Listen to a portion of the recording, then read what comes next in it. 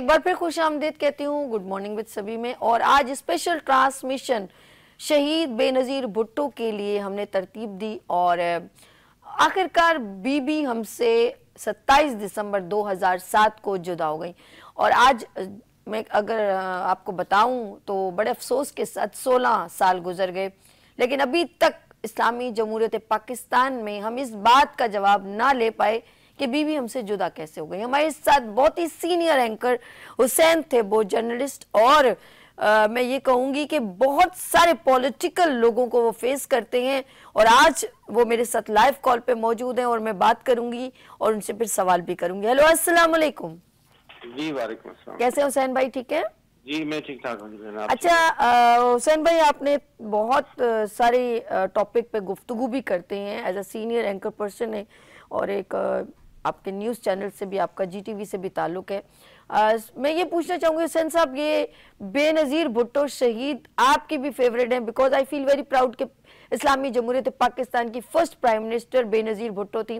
तो आप क्या कहना चाहेंगे कि अगर हमारे इस तरह हमारे जो कानून है, कानून के बारे में मैं कहूँगी कि क्या हमारा अभी तक हमें इंसाफ मिला? क्या ये जियालों का दिल मुतमईन हो गया कि कत्ल करने वाला कौन था? क्या हमें अफसोस नहीं होगा? एक नाइस लेडी, एक ग्रेट लेडी, तालीम याफ्ता, पॉलिटिकल जर्नलिस्ट में उनका एक बड़ा नाम, और उन्होंने अपनी अवाम, उनके वालिद साहब ने, एक ताल्लुक भी उनका अपने माशाल्लाह पॉलिटिकल पार्टी से, तो उन्होंने उनकी पूरे ख़ानदान में ये एक अवाम के लिए बेहतर सोचने वाली लेडी हमसे जुदा हो गई और हमने उनके लिए कुछ नहीं किया। क्या हम शर्मिंदा हैं? क्या कहना चाहेंगे? देखिए जी, बात ये ना कि हम थोड़ा सा तारीख में जाएंगे कि किस तरह से भुट्टो साहब ने पाकिस्तान की पॉलिटिक्स की डायनामिक्स को चेंज किया। जब भुट्टो साहब की सेकंड इलेक्शन हो रहे थे तो माल रोड पे एक जर्नलिस्ट ने एक झाड़ू लगाने वाली औरत से पूछा कि आप वोट किसको देंगी। उसने कहा ये भुट्टो। उसने कहा भुट्टो के आने से पहले आप क्या करती थी? उसने कहा मैं भुट्टो के आने से पहले भी माल रोड पे झाड़ू लगाती थी। उसने कहा भुट्टो के, जब भुट्टो पॉलिटिक्स में आया और इक़्तिदार में आया तो आपके लिए उसने क्या किया कि आप आज जिए भुट्टो के नारे लगा रहे हैं। उसने कहा कि जब भुट्टो आए उससे पहले ये पाकिस्तान में पॉलिटिक्स सिर्फ ड्राइंग रूम्स में होती थी। भुट्टो आया, उसने अवाम में आके पॉपुलरिटी अपनी शो की और उसने मेरा नाम लिया। उसने इक़्तिदार को ड्राइंग रूम से निकाल के रोड पे, माल रोड पे लेकर आ गया, जिसकी वजह से मेरा भुट्टो लीडर है। उसके बाद भुट्टो की लेगेसी लेके बेनज़ीर साहिबा आई। बेनज़ीर साहिबा को बहुत ज्यादा डिफिकल्टीज हुई क्योंकि एक लेडी थी और उस वक्त जो भुट्टो को खत्म जिस आदमी ने किया था, उसने मुल्क में एक इस्लामाइजेश, वो बिल्कुल गलत थी, जिसको आज सऊदी अरब भी मानता है कि वो जो इस्लाम था वो कहीं भी इस्लाम हमारे बुक्स में नहीं है, जिस तरह से ज़ियाउल हक साहब ने आके लाया। अच्छा, उसके आने के बाद बेनज़ीर साहिबा की एंट्री हुई और एक लेडी जिसने खुल के इस मैदान में मर्दों को फेस किया और मर्दों को फेस करने के बाद इस मुल्क की वजीर आजम बनी और इस्लामी ममालिक की पहली सरबराह खातून बनी। और उसने प्रूव किया कि मैं आई एम द कैपेबल। जब बेनज़ीर भुट्टो ऑक्सफोर्ड यूनिवर्सिटी में पढ़ती थी तो वहां ऑक्सफोर्ड यूनियन की प्रेसिडेंट बनी, जो पहले एशियन लड़की थी जो इतने बड़े एजाज पे गई। और जो ऑक्सफोर्ड यूनियन की पॉलिटिक्स होती है वो कहीं हमसे बहुत ऊपर होती है, जो हमारे मुल्क में पॉलिटिक्स हो रही होती है। आज भी अगर आप देखें तो जो ऑक्सफोर्ड यूनियन की पॉलिटिक्स है वो कहीं दर्जे की ऊपर की है। तो बेनज़ीर साहिबा ने एक तो वहां पे प्रूव किया कि she is a great leader. अब आगे आते हैं कि बेनज़ीर साहिबा ने लेगेसी छोड़ दी। उसने पहला ही एक फार्मूला इजाद किया कि I'm fed up from uncles. उसने अपने अंकल्स को, जो उसको बच्चा समझते थे, उसने उनको हटाया और उसने ड्राइविंग सीट पे बैठा और रूल किया। हाँ, अब वो ये मेल डोमिनेटेड मुआशरा है, वहां पे उनको बहुत ज्यादा डिफिकल्टीज भी आई।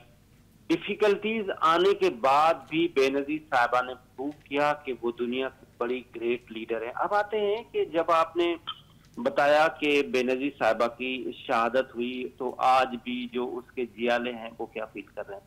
जब बेनजीर साहिबा 18 तारीख को आई, 18 अक्टूबर को, मैं उस जलसे में भी था।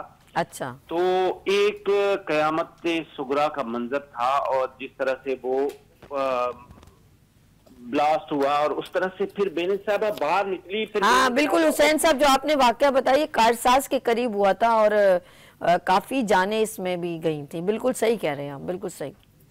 अच्छा, उसके बाद जो ये कारसाज का इंसिडेंट हुआ, उसके बाद भी बेनजीर साहिबा घर पहुंची। उसके बाद उसने प्रेस कॉन्फ्रेंस की। प्रेस कॉन्फ्रेंस में उसने लोगों के नाम लिए, उसने लेटर का जिक्र किया कि सेगल को मैंने क्या लेटर लिखा, इसमें कौन कौन इन्वॉल्व है। मतलब उसने प्रूफ किया कि वो डरती वरती नहीं है और वो डट के रहने वाली है। उसके बाद वो दूसरे दिन लियारी गई, उसमें जो शहीद हुए उधर गई। अब आते हैं कि ये जो इंसिडेंट है आज के दिन, जो आज से 16 साल पहले है, वो कैसे पेश हुआ। इसमें बहुत ज्यादा इन्वेस्टिगेशंस भी हुई। इस पे यूएन ने इन्वेस्टिगेशन की, इसके ऊपर स्कॉटलैंड यार्ड ने, जो पुलिस है उसने इन्वेस्टिगेशन की। उन्होंने जो कंक्लूजन दी, एक हमारे दोस्त हैं बहुत अच्छे, हमारे उस्ताद मोहतरम ने, सोहेल बुड़ाई साहब ने, उसने इस पे किताब भी लिखी, कातिल कौन। अच्छा, अब उस वक्त जरदारी साहब इन पावर में थे जब स्कॉटलैंड, उन्होंने इस इन्वेस्टिगेशन को एक ड्रामे से तशबीह दिया। अच्छा। एक फ्रेंच ड्रामा था जिसमें एक बादशाह का कत्ल होता है, और वो कत्ल, वो मर्डर वो डिप्टी कमिश्नर करवाता है।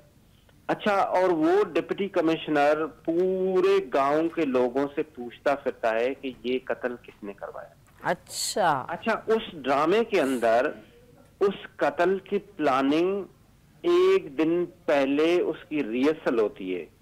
एक दिन पहले रिहर्सल होती है, और उसके 3 कैटेगरीज बनाई जाती हैं कि अगर ये अटेम्प्ट फ्लॉप हुआ तो अगला क्या है, और दूसरा क्या है, और तीसरा क्या है। उसी इन्वेस्टिगेशन में ये बताया गया था कि यहाँ पे 3 अटेम्प्ट होने थे। This was the first attempt. उसके बाद आप बाहर आएंगे तो जो बाहर पानी की टैंकी थी, वहां पे लोग मौजूद थे, उन्होंने ऊपर से नीचे कूदना था और इसके ऊपर ब्लास्ट करना था, ये जो ब्लड प्रूफ गाड़ी थी। तीसरा अटेम्प्ट ये था कि जब बेनजीर साहिबा की गाड़ी पिछले वाले गेट से निकलेगी या अगले वाले गेट से निकलेगी, तो इन बंदों ने रोक के और बीबी को बाहर निकालना है और उनको मार। इतने बड़ी लेवल की प्लानिंग थी, और उस ड्रामे ने सब कुछ क्लियर कर दिया। उस इन्वेस्टिगेशन रिपोर्ट ने ये सब कुछ क्लियर कर दिया कि इसमें इन्वॉल्व कौन है। इसमें पूरा का पूरा, जिस तरह से उस ड्रामे में बताया गया कि पूरा का पूरा गांव इन्वॉल्व है। अब जब गांव का नाम आया तो जरदारी साहब ने, ये बहुत इंपॉर्टेंट मैं बात कर रहा हूं, जरदारी साहब ने खुद इन्वेस्टिगेशन रुकवाई। जरदारी साहब ने कहा कि हमने आपको सिर्फ ये कहा है कि आप इसको प्रूव करें, आप ये प्रूव ना करें कि ये गिल्टी कौन है, वो हमारा काम है। आप इसको सिर्फ इन्वेस्टिगेट करें और आप हमें रिपोर्ट दें, बाकी हमारी कोर्ट्स करेंगे। भाई, तो वो कोर्ट्स क्यों नहीं कर रही हैं? आपकी 15 साल सिंध में हुकूमत रही, आपकी 5 साल फेडरल में हुकूमत रही। इन स्पाइट ऑफ दैट आज भी आप उनके कातलों को ढूंढ रहे हैं, तो ये कितना बड़ा फेल्यूर है। दूसरी बात ये है कि जो जरदारी साहब हैं, जरदारी साहब ने बेनजीर साहिबा जिस तरह से आई थी, और बेनजीर साहिबा ने अपनी लेगेसी चेंज की थी, और उसने कहा था कि I'm fed up from uncle. Zardari साहब ने डिफरेंट पॉलिटिक्स की। जरदारी साहब ने पावर पॉलिटिक्स को प्रेफरेंस दिया, जरदारी साहब ने इलेक्टेबल्स को प्रेफरेंस दिया। मैं समझता हूं इस वक्त पाकिस्तान पीपल्स पार्टी का कोई भी जियाला नहीं है, सारे के सारे वो लोग हैं जो इलेक्टेबल हैं। आप एक एक हल्के से देखें तो वो लोग हैं जो सरदार हैं, जो वडेरे हैं, उनको अपना वोट होता है, फिर वो एक झंडा लगा देते हैं पाकिस्तान पीपल्स पार्टी का अपने साथ, उनको 10-20 हजार उसके मिल जाते हैं, बाकी इलेक्टेबल्स को अपने वोट है। तो अब देखना ये होगा कि पाकिस्तान पीपल्स पार्टी इस नारे के साथ भी चल रही है कि वो मोहतरमा की पार्टी है, वो जुल्फकार अली भुट्टो की पार्टी है, लेकिन वो अवाम की पार्टी तो नहीं रही ना। वो अब सिर्फ पावर पॉलिटिक्स ही रही है, इलेक्टेबल्स के रहे हैं। तो टोटल एक तो डायनामिक्स चेंज है, बेनजीर साहिबा का सिर्फ नारा लगाने तक है। आपको जब स्कॉटलैंड यार्ड ने कहा कि हम आपको प्रूव करके देते हैं कि किसके घर में रिहर्सल हुई थी और कौन कौन इसमें इन्वॉल्व था, और किस, सबसे पहले तो जो आपकी टीम में लोग थे, रहमान मलिक साहब ने पहले कहा कि बेनजीर साहिबा स्टेबल हैं और वो उनको गोली लगी है। उसके बाद बाबर रहमान साहब ने कहा नहीं, डिफरेंट स्टोरीज आई। तो इसमें कितना बड़ा कन्फ्लिक्ट था, क्या मेजर इम्तियाज को फोन आया, ये कौन बताएगा? आज भी कोई पीपल्स पार्टी की लीडरशिप में से कोई बताएगा कि जब ड्राइविंग सीट पे बैठा हुआ था तो कोई दुबई से फोन आया कि आप बाहर निकले और आपको जो जियाले हैं वो बुला रहे हैं?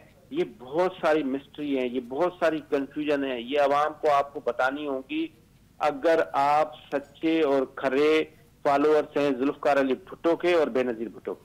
बेशक बेशक।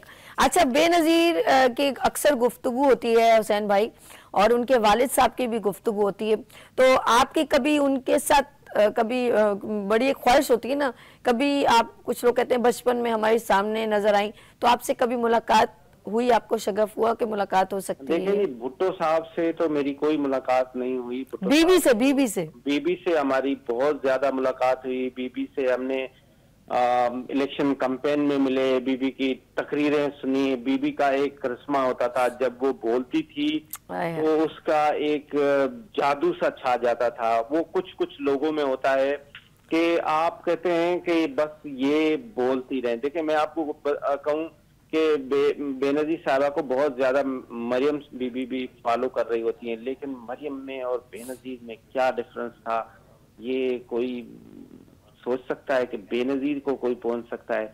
मरियम बीबी बहुत अच्छा बोलती हैं, बहुत अच्छा अपने आप को फिट फाट मेकअप करके। बेनजीर साहब कोई मेकअप नहीं करती थी। हम तो साथ साथ होते थे, हम देखते थे कि मतलब उसकी एक अपनी एक जादू था, उसको लोग मोहब्बत करते थे, उसको लोग, और उसके अंदर पेन था, वो डरती नहीं थी। मैंने जिस तरह से आपको बताया कि 18 तारीख का इंसिडेंट हुआ, मैं उस इंसिडेंट में भी शामिल था, तो मतलब वो एक क़यामत सुगरा था। लोग उस वक्त ऐसे डर गए, खौफ में आ गए कि मतलब घरों से नहीं निकला। बेनजीर साहबा सुबह उठी, उसने लियारी वो जो उसके जियाले थे उनके घर, यानी कि हुसैन साहब ये कह सकते हैं शेरनी थी, शेरनी, ना डर उसके दिल में किसी का खौफ नहीं कोई डाल सकता। शक नहीं है कि शेरनी थी, लेकिन मैं समझूंगा कि अगर वो पीपल्स पार्टी, उसकी ट्रू फॉलोअर तब होगी जब उनको उनकी एसेंस को, उनकी जो प्रिंसिपल थे उनको अगर फॉलो करके और आवाम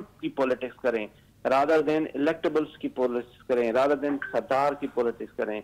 अगर आपके अंदर बीवी की मोहब्बत है तो वो तब साबित होगी जब आप लोगों से मोहब्बत करें।